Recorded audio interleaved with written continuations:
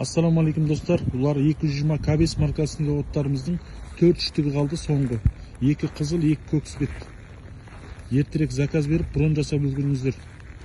Және де елтем мотоциклдердің барлық түріне акция жалғасуда.